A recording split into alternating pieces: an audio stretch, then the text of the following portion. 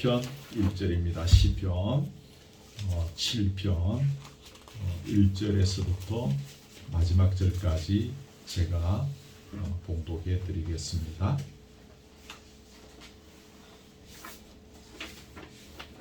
시편 7편입니다. 시편 7편. 제 성경은 구약 성경 807면 정도가 되겠습니다.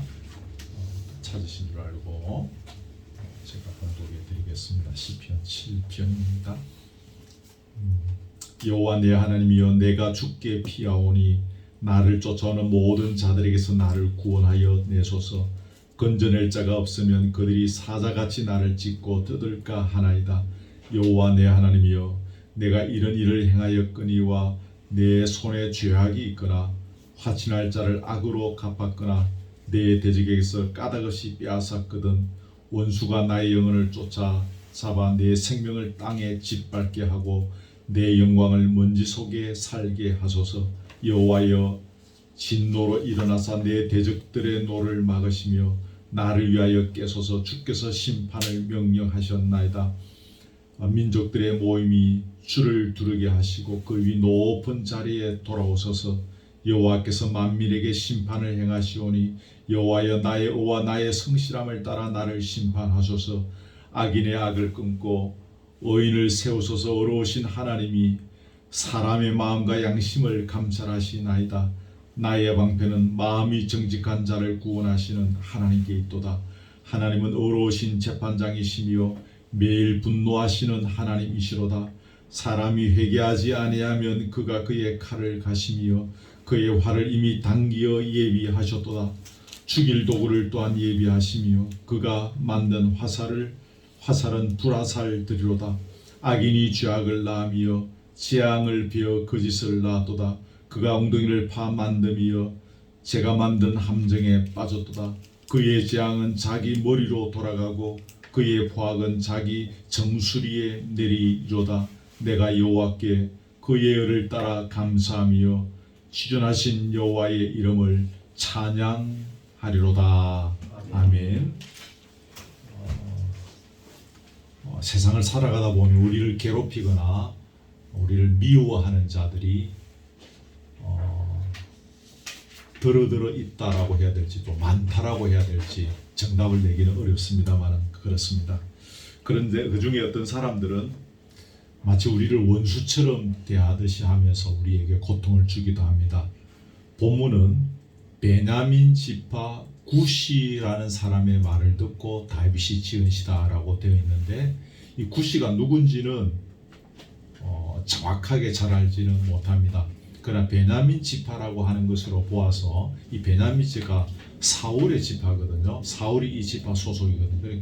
이 베냐민 지파 소속 사람들이 사울 편에 있던 사람들이 다윗을 이렇게 막 미워하고 대적하는 경우들이 참 많았었습니다. 그래서 그런 관점에서 볼 때 이 구시도 베냐민 지파 소속에 있는 사람으로서 특별히 좀 요즘 말하면 좀 극렬분자가 아니었을까, 그런 생각이 듭니다. 노골적으로 다윗에게 도전장을 던지고 다윗을 괴롭히는데 다윗이 이렇게 시를 지어서 그 고통을 하나님께 아뢰어야 할 정도로 다윗을 그렇게 힘들게 했습니다. 여러분, 그 다윗이 도망갈 때 한번 그 심의라는 작자가 땅에 먼지를 막 퍼서 날리면서 비루한 자여, 이 비루한 자여, 피를 흘린 자여, 저거 하면서 막 다윗을 모독한 사람이 있었습니다. 그 심의도 어디 사람인가 하면 베냐민 지파 소속입니다. 이게 베냐민 지파 사람들이 이렇게 이제 그 사울에 있던 그 왕의 자리를 다윗이 이제 이렇게 창탈했다, 빼앗았다, 이제 이렇게 보는 거죠. 그래서 다윗을 많이 미워한 경우들이 있었던 것 같습니다. 이제 이 사람들이 특별히 오늘 이 구시죠. 어느 정도로 포악하고 잔인하게 이렇게 그 다윗을 괴롭혔는가 하며, 여러분 그 2절을 보시면 사자같이 나를 찢고 뜯을까 하나이다 라고 했습니다. 사자, 성경에 등장하는, 또 시편에 등장하는 사자는 아주 그 용맹한 것, 또 어떤 그 잔인함을 상징하는 이제 그런 그 동물로서 이제 한 번씩 등장하는 거죠. 이 정도로 그 원수의 세력들, 이 구시라는 사람을 통해서 다윗이 고통을 당하고 있다는 것이, 그 고통을 당하는 것이 이 나쁜 놈, 우리 초등학교 다닐 때 화장실 뒤에 뭐라 적어놓는 그런 수준들이 아니라 이 사자가 나를 찢어서 뜯을 것 같이 그렇게 고통스럽게 다윗에게 저주를 부고 괴롭게 했다는 것입니다. 우리가 이런 것들을 생각해 보면 오늘 이게 사자라는 말이 나왔습니다만은 우리가 살아가면서 제일 무서운 존재가 여러분 어떻습니까? 사자입니까? 호랑이입니까? 동화에 나오는 것처럼 뭐 꽃감입니까? 사람이라는 생각을 하게 되어집니다. 사자나 독사보다 더 무서운 것이 사람인 것 같아요. 우리가 대체적으로 뱀을 이렇게 조금 싫어하죠. 특별히 이제 어떤 산, 무척산 이쪽 편, 그 동쪽 편 쪽으로 등산해서 올라가다가 보면 그 한쪽 계곡에는 독사가 굉장히 많습니다. 이렇게 산길 꼬부랑꼬부랑 올라가는 데마다 보면 독사가 이렇게 또아리를 틀고 있는 것을 보게 되어지는데 참 무섭기도 하고 우리가 이렇게 이제 싫어하고 그렇게 하죠. 근데 여러분 그런 것들보다 더 우리가 사실은 살아가면서 이렇게 조심해야 되고 또 때로 무서운 경우들이 바로 사람이 아닌가 생각이 되어집니다. 사람 잘못 만나면 평생 몸도 다치고 마음도 다치고 또 심지어 생명까지 빼앗기는 비극을 보게 되어집니다. 그래서 우리가 기도할 필요가 있습니다. 주보에도 적어 놓았지만 첫째는 우리가 사람을 잘 분별할 수 있게 해달라고 기도할 필요가 있겠습니다. 두 번째는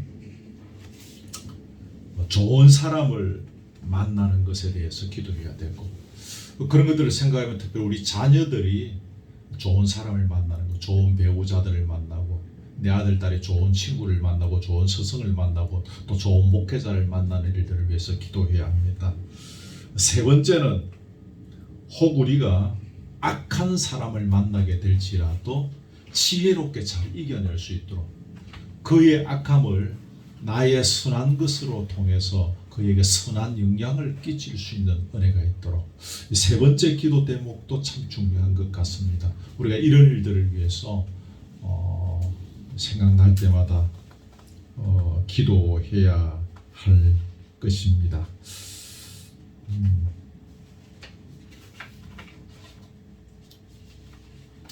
즉 뭐 그런 이야기를 조금 하고 다시 본론으로 넘어가서요.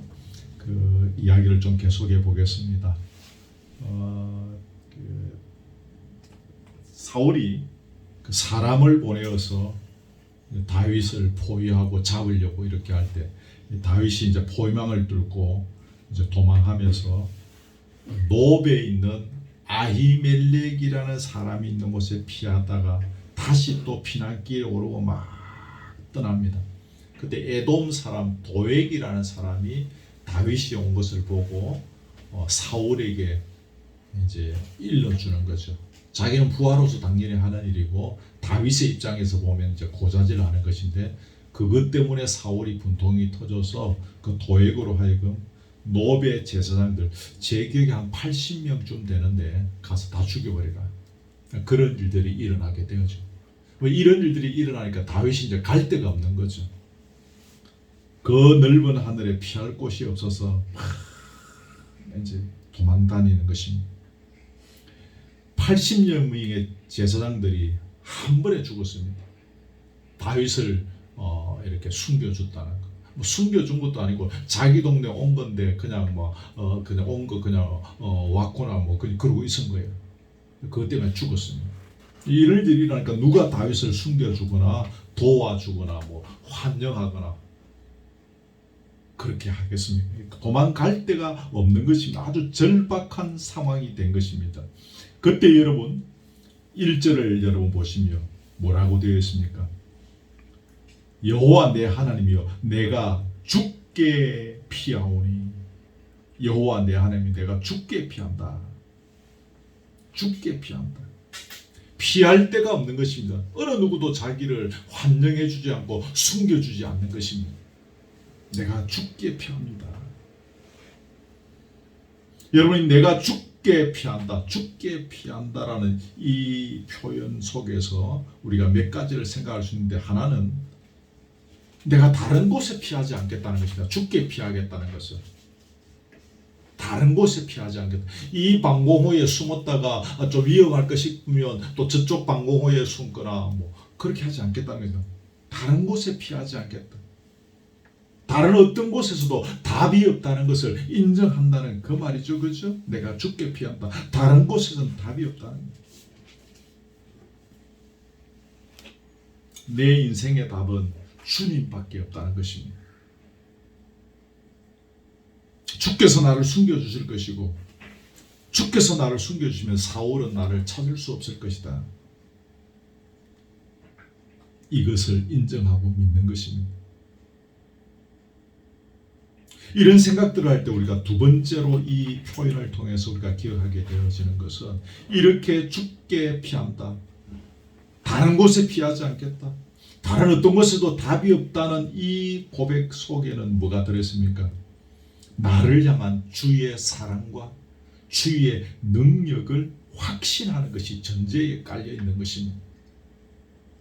가끔 이야기하지만 우리 육신의 부모는 우리의 자녀들을 사랑하지만 다 해줄 수 없는 것들이 있습니다. 원하는 만큼 공부를 시켜줄 수도 없고, 미국에 유학을 보내줄 수도 없고, 뭐 누구처럼 어떤 아주 좋은 아파트를 사서 물려줄 수 있는 뭐 경우도 있겠지만, 그렇지 못한 부모들이 훨씬 많고, 무슨 일이 있어서 이렇게 법에 서게 되고 했을 때 도와줄 만한 어떤 그런 능력 있는 사람을 알지 못할 수도 있고, 육신의 부모는 능력의 한계가 있습니다. 그러나 우리 주님은 우리를 끝없이 사랑하십니다. 육신의 부모도 자녀들을 버릴 때도 있습니다. 얼마나 요즘 그런 경우가 많습니까? 허닥이 일어나지 않습니까? 뭐 이렇게 10개월짜리 뭐 20개월짜리 아이 방 안에 며칠 동안 이렇게 그냥 가둬놓고, 엄마라는 사람이 며칠 동안 오락실 가서 오락하다가 와보니까 아이가 죽어 있더라. 뭐 이런 뉴스들을 우리가 심심찮게 보지 않습니까? 하나님은 당신의 독생자를 우리를 위해서 십자가에 못 박으실 만큼 우리를 사랑하십니다. 그리고 그런 사랑을 책임질 만한 능력을 갖고 계십니다. 무한대의 능력을 갖고 계십니다. 이것을 확신하지 않고 어떻게 우리가 죽기만 피할 수 있겠습니까? 다른 곳에 답이 없다는 것을 우리가 어떻게 인정할 수가 있겠습니까? 그렇지요. 우리가 이 고백을 통해서 또 세 번째로 기억할 것은, 그동안에 베풀어 오신 주의 역사하심을 내가 인정한다, 그 말입니다. 성경을 통해서 우리에게 보여주시는 하나님의 역사하심들, 지금까지 살아오면서 우리가 경험하고 보았던, 교회사를 통해서 만났던 주의 역사하심, 그걸 내가 인정한다는 것입니다. 그걸 인정하지 않고 우리가 어떻게 죽게만 피합니다. 여기에만 답이 있습니다, 다른 데는 답이 없습니다라고 어떻게 말할 수 있겠습니까? 이스라엘이 출애굽하면서 그 홍해가 갈라지고 거기에 몸을 던져서 그들이 건너가기를 시작할 때 물이 갈라지고, 애국 군대가 쳐들어오니까 그 다시 물이 닫혀서 그들이 몰살하면서 이스라엘은 그렇게 바다를 건너가게 되어지는 이 주의 능력을 확신하지 않고는 우리가 일주일과 같은 고백을 할 수가 없는 것입니다. 또 하나 있습니다. 네 번째는 내가 죽게 피한다. 여러분, 어려운 일이 있습니다. 아버지 도와주십시오. 주님밖에 답이 없습니다. 이게 죽게 피하는 겁니까? 맞습니다.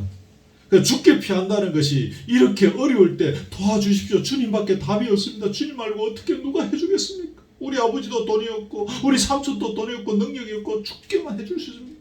이렇게 울며 불며 기도하는 거, 죽게 피하는 건 맞습니다. 그러나 그걸로 끝입니까? 죽게 피한다는 것에서는 더 깊은 의미가 있습니다. 네 번째가 뭡니까? 죽게 피한다는 것은 내가 주의 말씀을 의지하겠다는 것입니다. 또 주의 말씀에 순종하겠다는 것입니다. 이게 죽게 피한다는 것입니다. 주께 주의 말씀에 의지하지도 않고 주의 말씀에 순종하지도 않으면서 어려울 때 주께서 도와주실 줄 믿습니다. 그러면서 아멘하고 엎드리는 것은 60점이 안 되겠죠. 60점이 될는지 잘 모르겠습니다만 네 번째를 꼭 기억하십시오. 내가 주의 말씀을 의지하겠습니다. 말씀에 의지하여 깊은데 그물을 던진 그 제자의 모습처럼 순종할 수 없는 말씀에 순종하게 되어지는 그 사도 바울의 모습처럼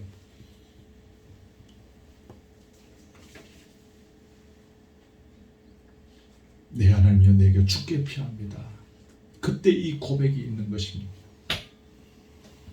내가 주께 피한다는 이 고백 속에는 주의 나라와 의를 구하는 삶을 살겠습니다라는 결단이 이 속에 들어있는 것입니다. 어렵습니다. 내가 아픕니다. 다쳤습니다. 사업이 힘듭니다. 도와주십시오. 주님 우편거늘이 대주해주시오. 좋습니다. 그걸로 끝입니까? 내가 주께 피한다는 것은 당신의 나라와 의를 구하는 삶을 내가 앞으로 살아가겠습니다. 결단이 이 속에 숨어 있다는 사실을 우리가 놓지 말아야 합니다. 숙제를 드립니다. 혹시 집에 가셔서 이 본문을 묵상하시다가 제가 하나, 둘, 셋, 넷, 5가지를 소개해 드렸는데 이 밑에 더 여러분이 묵상하시면서 6째, 7째, 8째를 좀 더 적어 보셔도 될 것입니다. 내가 주께 피한다는 것이 어떤 깊은 의미들을 갖고 있는가 아마 더 많은 것들을 묵상할 수 있을 것이라 생각이 되어집니다. 3절, 4절, 5절로 넘어갑니다. 여기에 3절, 4절, 5절은 무슨 내용인가 하며 여러분 제가 아까 읽었는데 여러분 눈으로 이렇게 쭉 보시면 나오는데 다윗이 자기의 정당성을 주장하고 있는 것입니다. 하나님 앞에서 자신의 결백을 주장하는 겁니다. 내가 이렇게 쫓겨다닐 정도로 하나님 내가 이런 나쁜 짓 하지 않았습니다. 만일 내가 그렇게 한 것이 사실이며 내가 저렇게 짓밟히는 것이 맞습니다. 내가 그거에 그래 해도 좋습니다. 그 말입니다. 여러분 여기에 그 5절에 내 생명을 땅에 짓밟게 하고 땅에 짓밟힌다 아주 비참한 죽음을 당한다 그 말이죠. 내가 만일에 그런 짓을 했다면 내가 이렇게 비참한 죽음을 당해도 좋습니다. 그 말입니다. 그리고 거기에 내 영광을 먼지 속에 살게 하소서 그랬죠. 아주 그 먼지 속에 산다. 내 영광이 먼지 구덩이 속에 뒤집어진다는 이 수치를 당하게 되는 것을 묘사하는 그런 표현입니다. 내가 만일에 그렇게 했다며 내가 이런 짓을 해서 이렇게 도망다닐 만한 그런 원인을 제공한 것이 맞다며 내 영광을 먼지 속에 살게 해도 괜찮습니다. 그만큼 자기가 정당하다는 것입니다. 여러분 다윗이 이렇게 억울함을 고백하고 자기의 정당성을 주장하는 것은 말 그대로 지금 그만큼 억울한 상태에 있다는 것입니다. 나 너무너무 억울합니다. 억울하다는 거죠. 악한 자들은 온갖 허위의 말을 지어내고 우리를 비방하고 평소에 믿었던 사람, 평소에 친하던 사람들이 그렇게 하는 경우도 참 많습니다. 그래서 제가 군대 갈 때 오래됐죠. 어머니께서 하신 말씀 군에 가거든 말 조심해라. 보통 어머니는 몸 조심하고 건강하게 다녀오느라 그러시. 우리 어머님이 무슨 생각이셨는지 원래 평소에도 말이 별로 없던 저였는데 저에게 말 조심하거라 그런 말씀을 하셨던 것을 제가 기억합니다만 믿었던 사람이 가깝게 평소에 지내던 사람들이 우리에 대하여 험담하고 허위의 말을 지어내고 비방하고 하는 것을 어머니 그때가 살아오시면서 아마 많이 경험하셨겠죠. 그래서 군에 가는 저희에게 그런 말씀을 하셨던 것 같습니다. 신앙을 가진 소위 여호와 신앙을 가졌다는 사람들 중에서도 이런 사람들이 얼마나 많습니까? 교회 안에 이런 일들이 얼마나 많이 일어납니까? 그리고 사람들은 그런 허위의 말, 거짓말들을 듣고 또 믿습니다. 그죠? 그런 말들을 듣고 믿는 거예요. 여러분 그때 우리가 어떻게 해야 됩니까? 하나님께 하소연하고 우리의 정당함을 호소할 수밖에 없는 것입니다. 하나님께서 우리의 억울함을 아시고 정당함을 아시고 또 헤아려 주시는 것입니다. 이 7편 말씀을 오늘 나눌 것인가 굉장히 고민을 많이 했습니다. 우리 공동체 안에 이런 일들이 지금 일어나고 있는 것도 아니고 참 행복한 공동체 생활인데 이 오늘 본문의 말씀이 우리 교인들에게 어떻게 적용이 될 수 있을까 고민하고 기도하다가 그래도 한 번쯤 나누는 게 좋겠다는 생각이 팍 이렇게 머리를 스치고 지나갔습니다. 왜냐하면 우리 안에서는 이런 일들이 없다 할더라도 우리가 잘 모르지만 우리 각자의 삶 속에서는 얼마든지 이런 일들이 삶 속에서 일어날 수 있겠구나. 제가 지금 밖에 나가서 일하지 않습니까? 저에게는 그런 일들이 있습니다. 이게 예수 믿는다는 것, 특별히 목사라는 것을 알고 이상하게 이렇게 음해하고 싫어하고 막 이렇게 좀 괴롭히려고 하는 자들이 있습니다. 자, 그런 것들은 사실은 평소에 많이 힘듭니다. 이겨낸다는 게 쉽지 않은 것 같아요. 평소에는 교인들에게 막 핍박에도 굴하지 아니하고 믿음으로 승리하고 막 이러면서 막 거품 물고 막 설교하고 같이 통성기도하고 했는데 제가 그런 일들을 막 겪으면서 그게 쉬운 게 아닌 거예요. 저도 이제 부모님 아버지의 그런 성격을 이어받은 것이 있기 때문에 저 속에도 막 불 같은 것들이 막 아직까지도 살아 있는데 그걸 참고 견디는 것이 사실은 쉽지 않을 때가 종종 있습니다. 자주 있습니다. 왜 저렇게 할까? 저 몇몇 사람들이 왜 나를 이렇게 힘들게 하고 괴롭힐까? 가만히 생각하니까 제가 목회자라는 것 때문에 그런 것 같아요. 제 생각에. 그분들이 기독교를 아주 싫어한다든가 기독교를 싫어하고 또 교회 또 이런 그 교회를 섬기는 목회자들에 대해서 아주 안 좋은 어떤 그런 선입견을 가지고 있다든가 뭐 그런 이유가 아니겠는가 저는 생각을 합니다. 어찌겠습니까? 같이 싸울 수 있겠습니까? 같이 욕을 할 수가 있겠습니까? 억울한 거 하나님 앞에 하소연할 수밖에 없는 거죠. 기도하고 저녁마다 여기 와서 이 잠도 오고 막 그러니까 이제 제 아내하고 이제 저 밭을 돌면서 막 기도합니다. 걸어다니면 잠이 안 오잖아요. 조용하니까 기도하고 그 억울함을 하나님께 호소할 수밖에 없는 것입니다. 자, 6절에 보시면 한번 읽읍시다. 6절 시작. 여호와여 진노로 일어나사 내 대적들의 노를 막으시며 나를 위하여 깨소서 주께서 심판을 명령하셨나이다. 그래서 하나님께서 공의롭게 판단해 주실 것을 요청하고 있습니다. 여호와여 진노로 일어나사 이제 더 이상 지체하지 마시고 내 문제를 해결해 달라는 것입니다. 그저 위에서 보고만 계지 마시고 이제 좀 일어나서 풀어달라는 것입니다. 여호와께서 관여하시면 풀리지 아니할 문제가 아무것도 없겠죠, 그렇죠?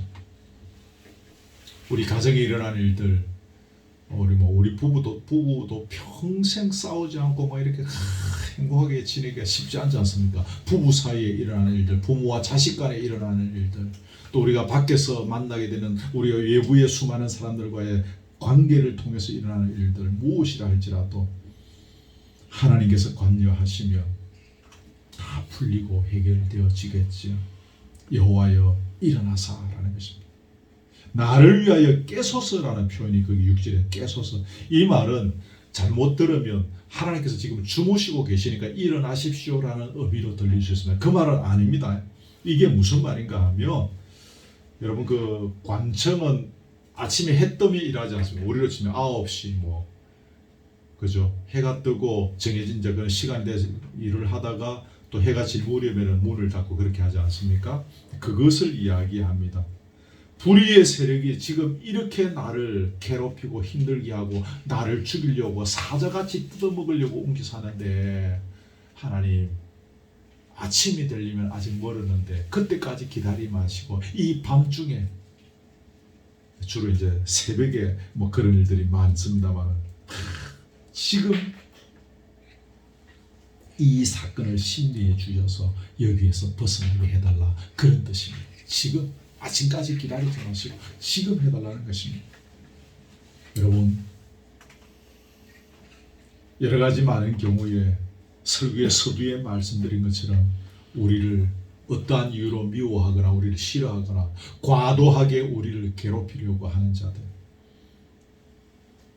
또 우리를 억울하게 만드는 자들, 그럴 때 우리는 하나님께 호소해야 합니다. 그때 우리의 기도는 하나님을 움직이는 능력이 있습니다. 왜 하나님을 움직이는 능력이 있습니까? 하나님은 당신께 호소하는 당신의 백성들의 기도를 들으시기 때문입니다. 그것이 하늘문을 여는 열쇠가 되는 것입니다. 여러분, 열쇠 구름 위에 아무리 열쇠 많이 달고 있어 보십시오. 그 창고의 문을 열 수 있는 열쇠가 없다면 그 100개가 되는 열쇠를 다 열어봐도 열리지 않지 않습니까? 장식용에 불과한 것이지. 우리의 억울함에, 우리의 아픔에, 우리의 이런 여러 가지 관계를 통해서 일어나는 수많은 일들을 하나님께 하소연할 때 그것이 하늘문을 여는 열쇠가 되는 것입니다. 7절, 8절, 9절에 보면 이게 지금 자기를 공격하는 이 구시라는 사람에 대한 것에서 한 걸음 더 나아가서 세상 열방 모든 민족들을 향한 하나님의 최후의 심판을 대망하고 있습니다. 7절, 8절, 9절인데 그 8절에 보시면 7절에 민족들이라는 단어가 나오고 8절에 보면 만민이라는 단어가 나오지요. 그게 이제 그 말입니다. 만유의 심판주 되신 하나님께서 장차 세상의 모든 민족을 모아놓고서 공의의 심판을 행하실 장면을 미리 바라보는 거죠.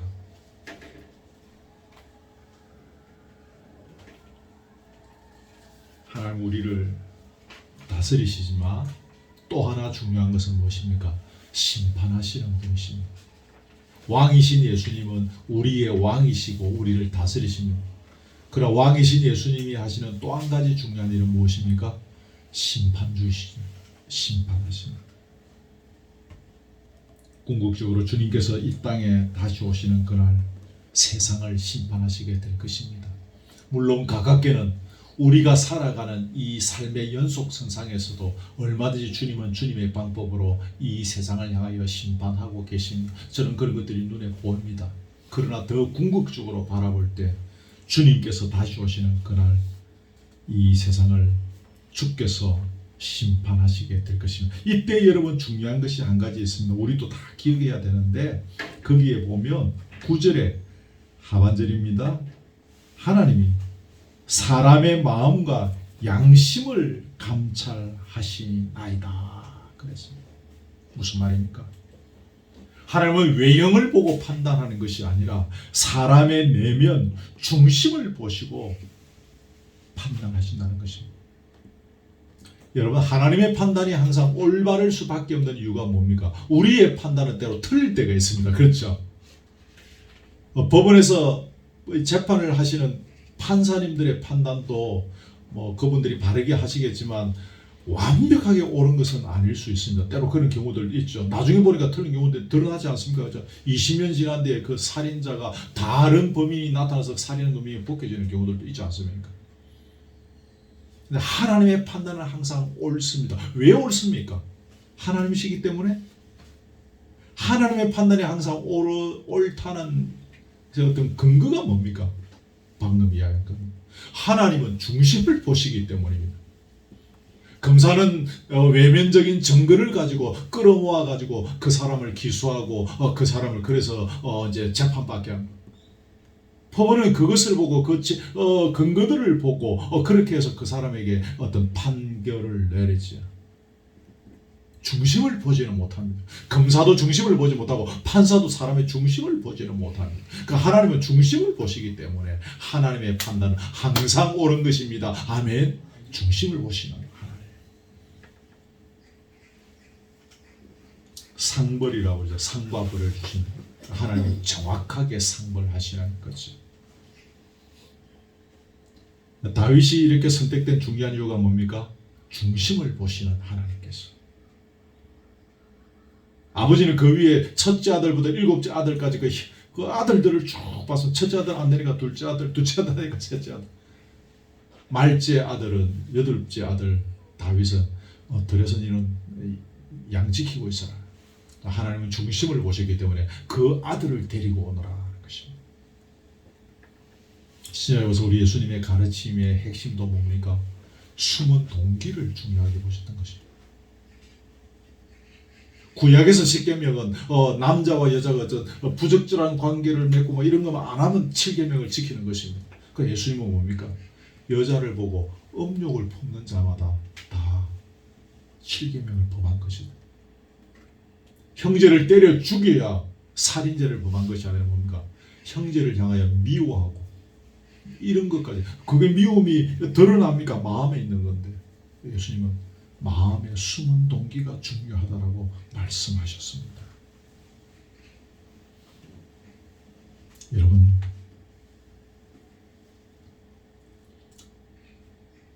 다윗이 어려우신 심판이 임하기를 자신 있게 요청할 수 있는 근거 하나만 이야기하겠습니다.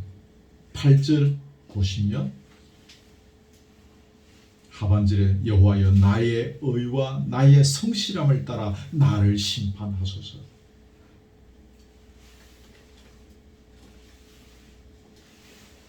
원수들의 삶은 절하지만 나는 이렇게 살았기 때문에 어려우신 하나님께 심판해달라고 주장하는 것입니다. 자신의 정당성을 주장하는, 하나님 앞에서 어렵고 성실한 삶이었다. 나의 의와 나의 성실함. 성경에 줄을 치도 되시는 분은 꼭 이것을 또 이렇게 좀 줄을 치 놓으시면 좋겠습니다. 이게 참 너무 중요합니다.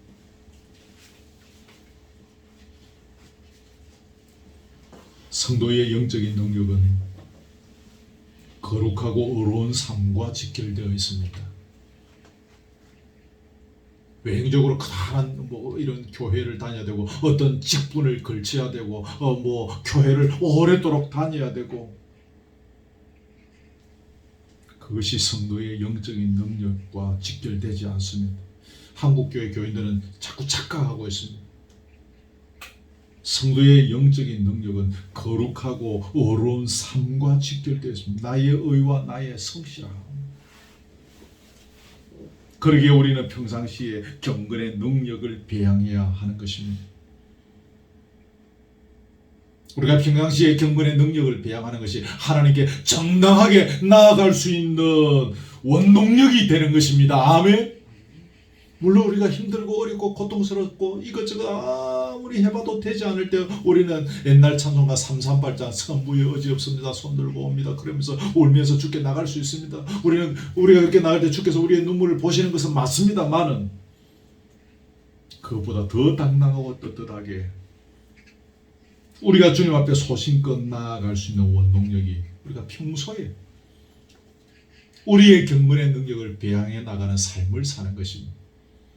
그게 오늘 본문에는 나의 의와 나의 성실함을 따라라고 되어 있습니다. 나의 의와 나의 성실함. 이것은 단어를 굳이 설명하지 않아도 이게 무슨 말인가 우리가 다 알 수 있는 거죠, 그죠? 하나님 앞에서.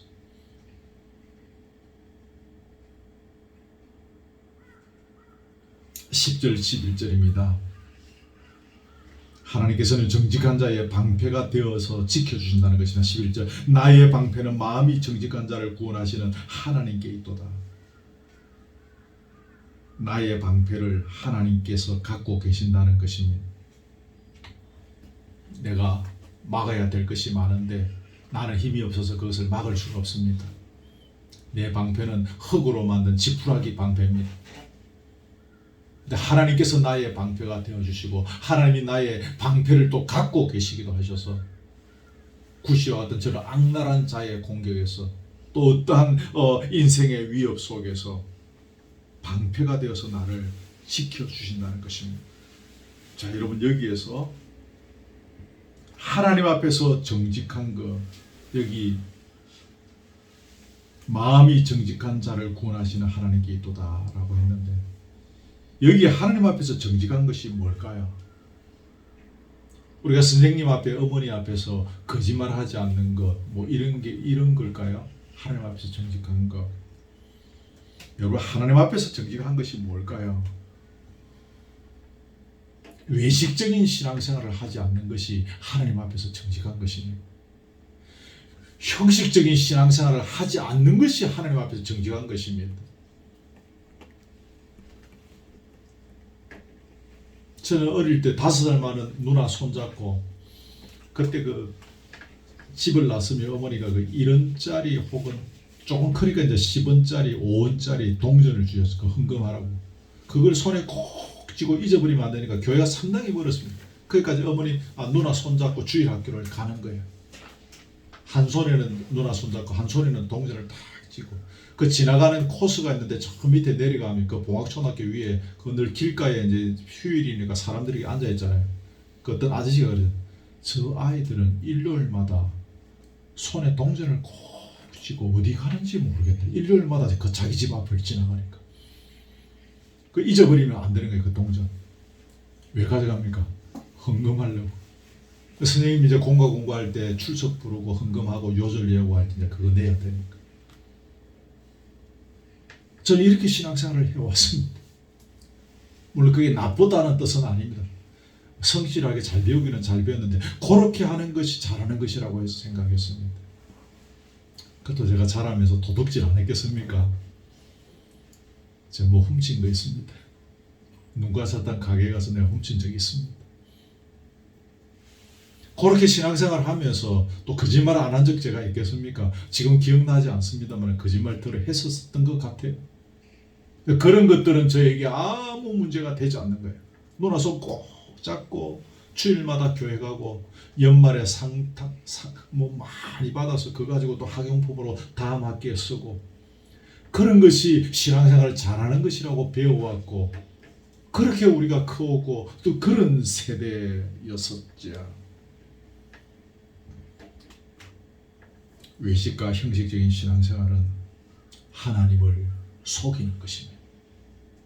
어머니 아버지는 속일 수 있어요. 오늘 교회 잘 갔다 왔고 요절 잘 외워왔고 성경고사도 잘 쳤고 퀴즈대회 가서도 1등하고 상 받아왔고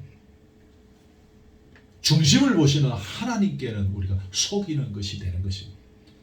그 옛날 성경에 뭐 마놀이 여긴다 말이 그 말입니다. 하나님 속인다 그 말이죠. 하나님 앞에서 정직한 것은 외식적이지 않는 것입니다. 우리가 주일마다 나와서 거룩하게 예배드리는 거 좋습니다. 더 중요한 것은 예배드리는 우리의 중심, 우리의 마음, 우리가 얼마나 준비하고 사모하는 마음으로 주님 앞에 엎드려 서 있는가, 이게 더 중요한 것이죠. 이걸 정직이라고 합니다. 이런 정직한 자를 구원하시는 하나님께 나의 방패가 있다라는 것입니다. 꼭 우리가 유념해야 되겠습니다. 반대로 악한 자에 대해서는 어떻게 하십니까? 11절에 분노하시는데 어떻게 분노하십니까? 매일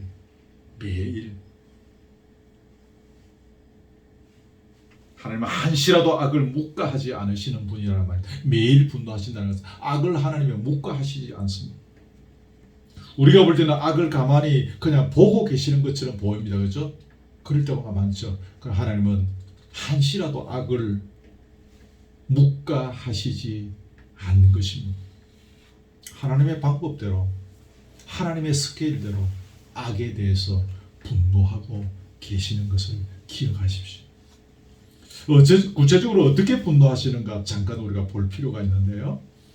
12절 13절 보시면 칼이라는 단어가 나옵니다. 활이라는 단어가 나옵니다. 불화살이라는 단어가 나옵니다. 나오시죠?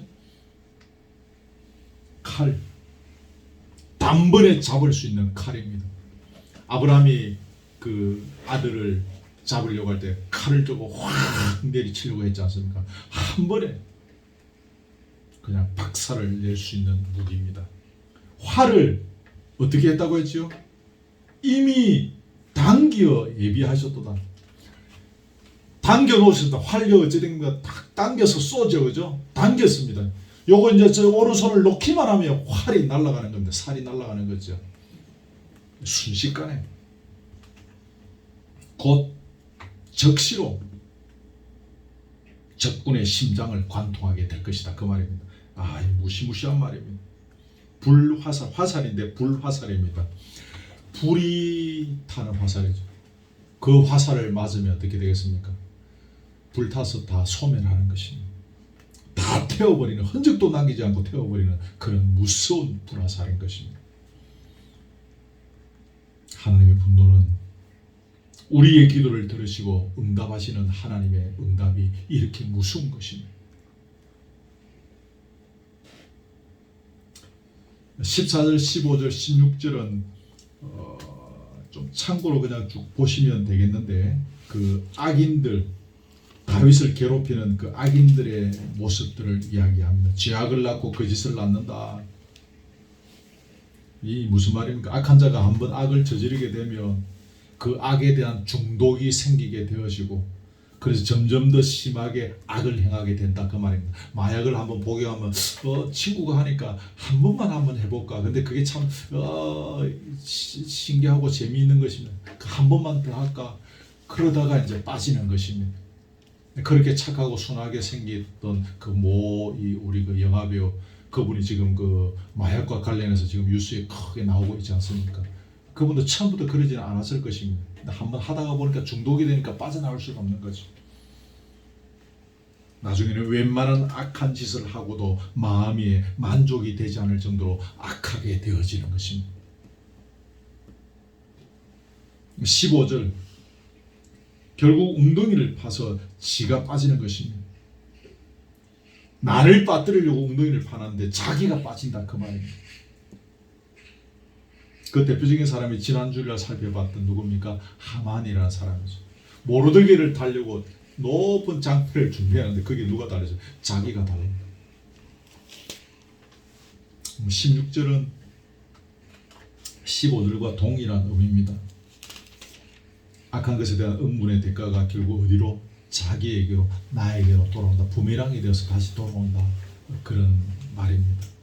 자, 17절을 보고 마치겠습니다. 17절 같이 한번 읽읍시다. 시작. 내가 여호와께 그의 의를 따라 감사하며 지존하신 여호와의 이름을 찬양하리로다. 아멘. 그래서 지금까지 살펴본 대로 해서, 그러므로 결국 최종적으로 다윗이 할 수 있는 행동이 무엇입니까? 여기 두 단어가 나오죠. 감사, 또 하나는 뭡니까? 찬양. 그래서 나는 감사하고, 그래서 나는 찬송한다는 것입니다.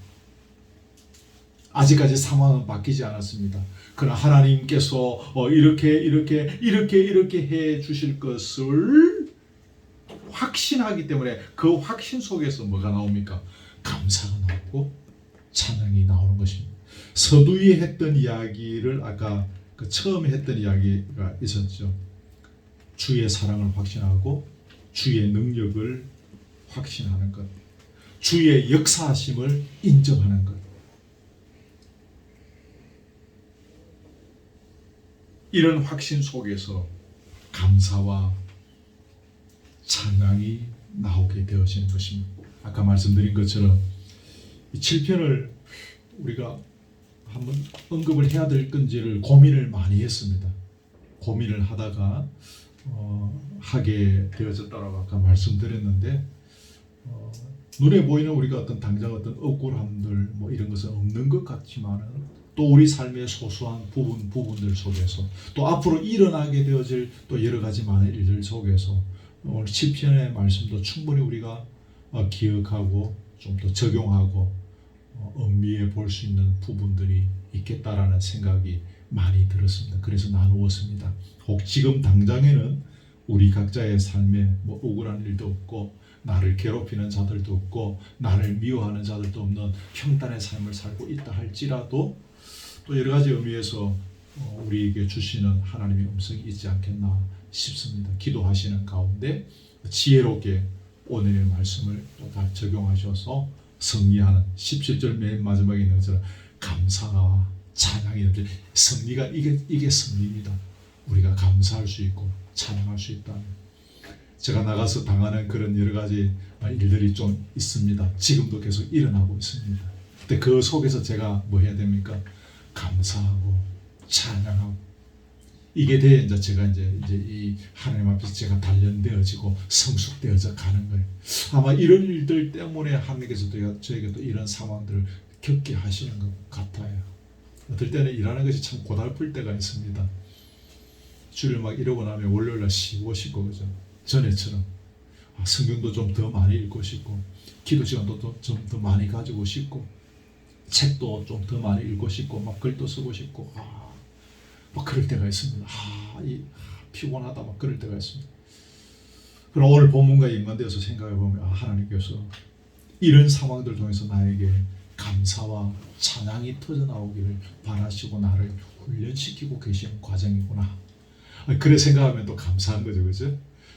그런 시간들이 이 시간들이 언제까지 되어질지는 모르지만 감사하고 찬양. 여러분 이를 위해서 저를 위해서 기도해 주시고요. 우리 각자를 위해서도 이런 여러 가지 상황 속에서 감사와 찬양이 넘치는 승리하는 그리스도인이 되도록 기도해 주시기를 주님의 이름으로 소원합니다. 아멘. 자, 찬송은 1집에 47번입니다. 여러분 1집 갖고 계시죠? 그죠? 1집에 47번으로 찬송하겠습니다.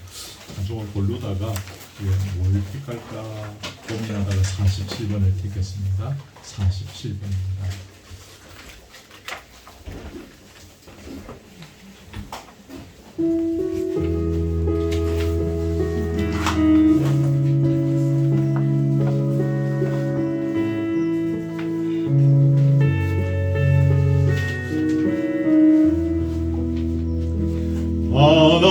하나님은 너를 지키시는자 너의 우편에 그를 대시니 낮에와 밤에 달고 너를 해치 못하리. 하나님은 너를 지키시는 자 너의 환난을 면케하시니 너가 너를 지키시리라. 너의 조림을 지키시리. 처음에 돌아서 한번 더 합시다.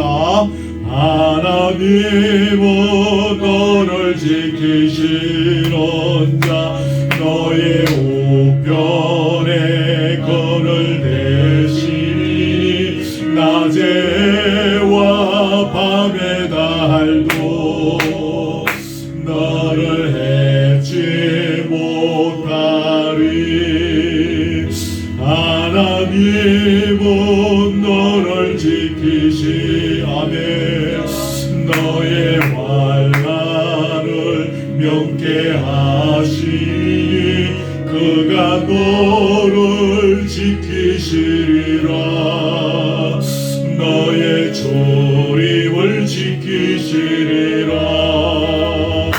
눈을 들어 산을 보아라. 너의 도움 어디서 오나. 천지 지으신 너를 만드신 여호와께로다. 눈을 들어 산을 보아라. 너의 도움 어디서 오나. 천지 지으신 너를 만드신 여호와께로다. 말씀을 나누었습니다. 몇 가지 좀 나누었는데 여러분 각자 적용하실 수 있는 것이 있으면 또 적용을 위해서 기도하시고 또 회개하실 것 있으면 회개하시고 도움을 구하실 것 도움 구하시고 결단하실 것 있으면 결단하면 좋겠습니다. 우리 함께 동성으로 기도합니다. 하나님 우리 아버지 감사합니다. 11회 첫째 주일을 허락하시고 오늘 아버지 이 말씀을 통하여 우리에게 주시는 권면과 위로와 또 소망의 말씀, 결단의 말씀, 또 힘을 주시는 말씀을 듣게 해주시니 감사합니다. 삶의 흔적을 통하여 우리가 그동안 인생을 살아오는 가운데 이런저런 일들로 사람으로 말미암아 억울한 일도 겪고 답답한 일도 겪고 원통할 때도 참 많았습니다. 해결하지 못하여 그것이 숙제가 되어지기도 하고 그것이 고민거리가 되어지고 그것이 내 아픔의 기도의 제목이 되어지기도 했습니다. 하나님 아버지, 오늘의 말씀이 지금 우리 교우들의 삶의 현장에 그대로 똑같이 적용되어지는 것은 아니라 할지라도 이 말씀을 통하여 우리 각자가 삶의 현장에 또 어떻게 적용할 수 있을지 주여 우리에게 지혜를 다하여 주시고 이 말씀이 우리 각자의 삶 속에 깊이 각인되어지게 하시고 또 이 말씀을 통하여 풀어갈 것이 풀려져가고 열려져야 할 것이 열리는 역사가 있기를 간절히 원합니다. 상황과 형편과 처지는 다 다르다 할지라도 이런 여러 가지 상황들을 통하여 하나님께서 우리에게 요구하시는 것이 결국은 감사와 찬양이라는 사실을 오늘 배우게 되어졌습니다.